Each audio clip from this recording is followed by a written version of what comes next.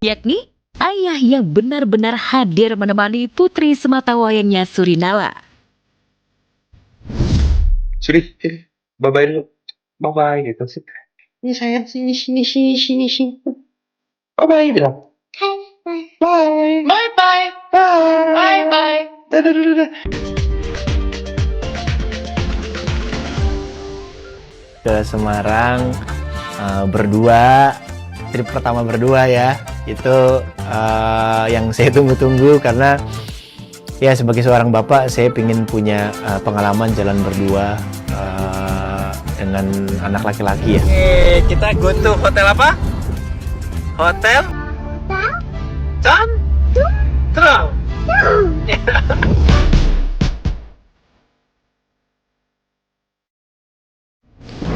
Kalau ngomongin deretan artis hot daddy di dunia keartisan, Chico Jericho jelas.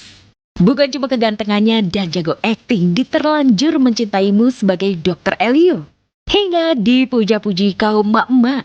Tapi Chico adalah sosok green flag, yakni ayah yang benar-benar hadir menemani putri sematawayangnya Surinala. Suri, bye-bye dulu. Bye-bye gitu sih. Ini sayang, sini. Bye-bye bilang. Bye. Bye-bye. Bye. Bye-bye. Dadah. Bye-bye. Senang banget lihat kelelawar yang terbang keluar dari sarangnya.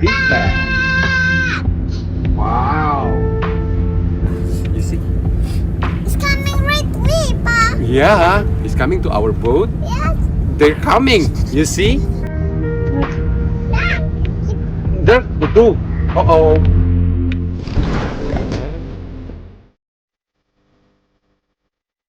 Sejak menikah dengan Putri Marino di tahun 2018, kehidupan keluarga kecil mereka memang sering jadi sorotan. Tapi yang bikin melting adalah bonding time antara Chico dengan Suri. Di sela waktu sibuknya, Chico utamakan bermain dengan Suri.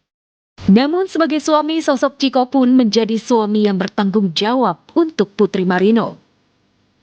Oh, itu penting sih kalau emang ada waktu untuk liburan anak di mana kita mengosongkan jadwal sama-sama itu pada saat akhir tahun contohnya.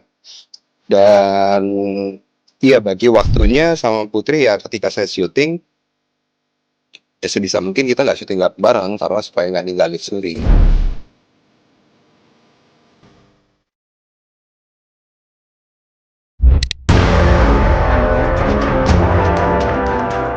Sensasi Lisa Mariana solo tak ada habisnya.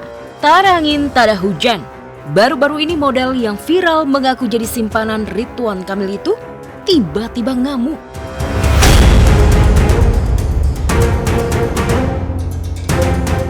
Tersulut emosi karena dituding netizen terlibat pencucian uang alias money laundry.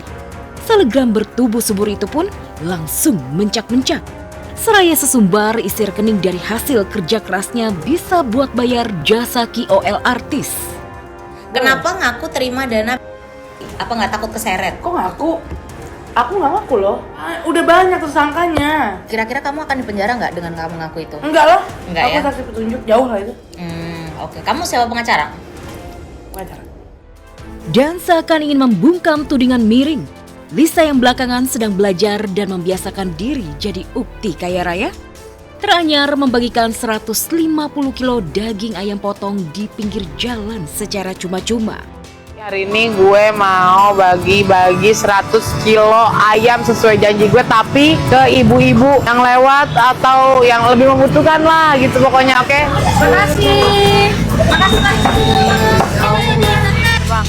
Makasih. Mas mau ayam gratis gak? Nih gue kejar ya. Nih, sudah selesai ya bagi-bagi ayam lebih dari 100 kilo kayaknya itu. Tapi berkah, alhamdulillah. Lantas benarkah aksi peduli bagi-bagi daging ayam potong bagian dari strategi Lisa menghindari nasib sial? Terlebih banyak pihak yang menginginkannya segera masuk penjara. Entahlah, yang pasti Lisa selalu punya cara untuk menyulut perhatian.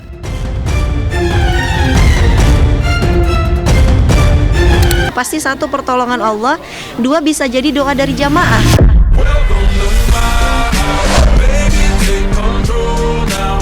Banting setir dari bandar judi di Thailand menjadi pendakwah di Indonesia sejak tahun 2017. Ustadz muda Dennis Lim kini sangat digandrungi kaum milenial. 9 tahun jadi pendakwah, Dennis Lim sudah bisa membangun rumah megah nan mewah di daerah Cimahpar, Bogor Utara. Rumah yang dinamai The Prophet House atau Rumah Nabi tidak hanya untuk istri dan anak-anaknya, namun juga untuk mengadakan kajian syiar Islam.